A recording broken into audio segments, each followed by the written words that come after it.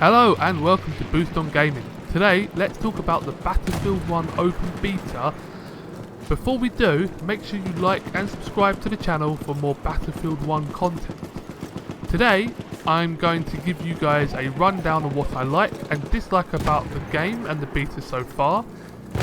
At the moment, I have only experienced Conquest, and this beta is the very first time I have played Battlefield 1. I didn't get any alpha access.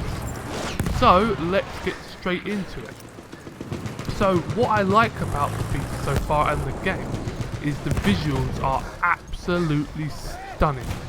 They look so good, and as I can tell so far, the game is really well optimized. I mean, I have just got a brand new graphics card installed to my machine, but I am running on absolutely ultra settings and I'm pulling 120 frames per second constantly. It is brilliant. The game just looks amazingly good. It really looks crisp and clean, and they've done an amazingly good job on this game so far. I mean, such things as like the explosions, the colour that is in the explosions just looks intense and really real and makes you not want to go near it, essentially. I mean, there's such things as like weather effects like the sandstorm that comes in that I'll talk a little bit more about later, but that just kind of changes the whole dynamics, and the different lighting that creates is such a good looking game. Even as far as kind of going into buildings and having the shadows in the building or the light coming in through the windows, it just makes the game looks so good. And yeah, I mean, especially on this map, because it's kind of sandy, deserty type map, it is seriously good.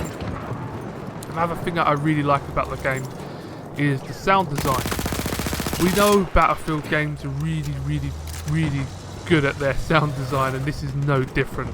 You get the crack of the bullets whipping over your head, the explosion sounds are just intense and amazing. I mean, you get like different sounds for different artillery shells that you're using, so you get the different booms that come out of the gun. Even when you're firing, it just feels, you can kind of feel it in yourself rather than, you know, all the visual clues it gives. It just sounds so good. I mean, another sound design that sounds amazing actually is the behemoth on this map is the train, and it's the train's whistle. It just sounds angry, like it's coming for you constantly. If you're going up against it, it scares you a little bit. You're like, come on. This train whistle is just loud and angry. You can hear it all the way across the map, and it is hilariously good. So yeah, sound design on this is spot on, and I can't wait to play more just to kind of really immerse myself into it. As I mentioned earlier, another thing that I really like is the sandstorm. It doesn't happen every round. I've had it also happen at different points in the round. I've had it happen right at the beginning of the rounds, and equally I've had it close to the end of the rounds where the behemoth is spawned. Essentially, as you can imagine, a sandstorm will, what it will do, it will make everything close combat. Essentially, it will really reduce your visibility to almost nothing, and you just can't escape from the closeness of it all. So you literally can, you know, negate some of the people that are overwatching and kind of sneak up and around and really get on top of people, but you just can't see anything until you're right on top of it, and it just adds that extra element. And then eventually, you know, the sandstorm will clear up, and then it all kind of goes back to normal. But just for that short period of time, it can really change the game and change it in favour of either team. You know, whoever kind of maximises the advantage of having the sandstorm there. Another thing that I enjoy and like is the addition of the behemoths. So like I said, on this map we have the train. It's an armoured train, so it has cannons. I believe it has 6 spots for people to go on the front and rear of the train, and essentially it can change the game. It will lock off on this map 3 separate flags that it can run between the train, and that can turn the tide of the game. You know, that becomes 3 flags that can easily be taken by this train, by this behemoth, and it can win the game back for the other team. The only thing that I will say is, obviously, the loser of the team at the point that the behemoth comes out, they will get the behemoth. So if you're a good player or always on a good team or whatever, you might not get the chance to use this as much as you would like. The only thing I will say is, in the 10 or so matches that I have played so far, I haven't yet seen the Behemoth change the course of the game. I find that the losing team is generally losing because they are not working together as a team. And adding a Behemoth that requires teamwork doesn't seem to kind of go with that team's playstyle. So they're not using the Behemoth to its maximum extent to be able to change it. I think it would change and I think it would work well, but it requires a lot of teamwork for this to happen. So they always get Behemoth, and so far they have still lost. The bayonet charge is another thing I want to talk about. It's just a little part. When you're sprinting, what you can do is you can do a bayonet charge. Essentially, it kind of makes the screen like close in a little bit, and the guy starts really like, breathing heavily, and he's really like up for this charge, and he's really charging hard, and it is awesomely good. I mean, it is a little bit overpowered. If anyone gets in your way, they are getting stabbed, but it is really cool, and it kind of has like a cooldown afterwards because you're tired, so you can't sprint for a little while once you finish, and you can't redo it again straight away. So it's just a cool little feature that they've added in, and I think that's a really nice thing. And obviously, we all know that World War I and bayonet charges is all kind of part of the theme. So yeah, I'm glad they've added that. They've included bonds, war bonds. Essentially, war bonds is a currency that you can earn. My fear is that you probably could buy it in the microtransaction, but I have yet to see that. But you earn bonds, and they allow you to purchase weapons. Essentially, I'm not sure if it's outside of your level grade, but alongside your weapon grade. So you will unlock weapons, and then you have to buy them with the bonds. We have lost objective Duff. I quite like this idea because then it means you can buy the weapon that you want rather than just kind of being gifted every single weapon and then having to level up each weapon, etc. I like the idea that you can just purchase the one you want, or you can work towards the one that you want and then have it and then enjoy it and kind of make it your weapon. Horses in this game are absolutely legit. They are a really fun way to cross the map. The map is huge and it can take a long time on foot. If you spawn in the wrong place, you are taking a while, and a horse is a really cool way to get around. They they act really horsey, which is great.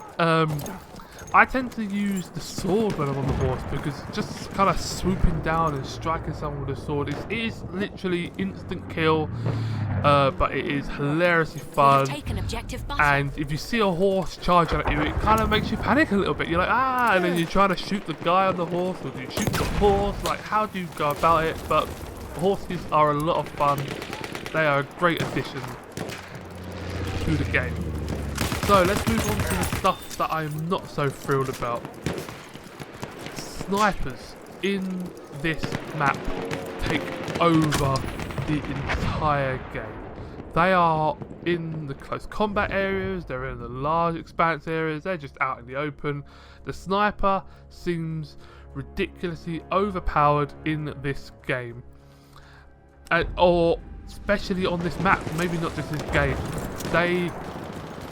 It's just basically a lot of snipers. A lot of people are out there sniping constantly, and it's really annoying. You can't get to the flags, but then they can't get to your flag because your team's sniping. So it kind of, I don't know, it just adds this weird mix, which I'm not so happy about. I'm not a fan of the change to the Conquest. The no loss of tickets for a death essentially has made the medic class absolutely redundant. So no one plays as medics and no one revives. I haven't been revived a single time since I've played so far. And that's a real shame because I used to love playing as a medic, and actually being able to influence the turn of the game with how you play as a medic and reviving your teammates to keep your ticket counter alive was a hugely fun part of previous Battlefield games, and that unfortunately has been lost. I hope they change it and I hope they bring back the old system. There is a few bugs, obviously it is a beta. I've had a few issues where I can't climb up a wall, like a low level wall. I can't basically objective jump Duff. up it, especially around the D flag. Again, it's a beta, but it's really annoying when you're just constantly bunny hopping at a wall and you can't get up it. Another small problem is at the moment there is no way to turn down or off the music. A lot of the times I play with some good friends of mine and we tend to chat in TeamSpeak or whatever before the game, and we can barely hear each other because the music is so loud. At the moment we have to turn down all of the game sounds, which is just a little bit annoying because you like to have all the other game sounds up top. The Conquest games with the tickets and the timers seems a little bit too short. I used to love having like the mammoth half-an-hour, behemoth Conquest games that could turn around. Quite a few times I've had the game in before the behemoth was even spawned, which is a real shame. So yeah, I mean, hopefully with people's own servers they can adjust the time and all that sort of stuff, but that just needs to be limited a little bit. And the last thing that I'm a little bit weary on is I'm not sure if I like this map. Now, it looks amazing, like I said, and all that sort of stuff, but the map seems to be set out as in, this is an area for close combat, this is an area for vehicles, this is an area for snipers, this is an area for horses, and it doesn't quite work out as well as you'd like. I mean, if you're on foot in an area where, down at E flag for instance, that there is just tanks and stuff that can get there quicker, if you're on foot you are done for because there's nothing you can do to counteract the tanks. Equally, if you're a sniper in the close combat area, you're going to get mullered because you can't reload as quick as the automatic weapon guys. So, yeah, okay, that's a little bit, of a good balance. But again, the close combat area seems to be where, if you like assault, that's where you're going to go. And if you're a sniper, you're going to stick to the edge of the maps and just be having these sniping wars against each other across the top. I just think that the game needs a little bit more of a mix than, well, this map needs a little bit of more of a mix than what it's currently giving. It could be different for different maps and that sort of stuff, so it's not a downside of the game, it's just I'm not a massive fan of this particular map. So, that's all for me from today. I hope you enjoyed this short video, giving you what I like and dislike about the game so far. I will be putting up some more videos of the beta in the next couple of days, just to show some more gameplay and such. If you like the video, please give it a like rating and please subscribe, and I will see you next time.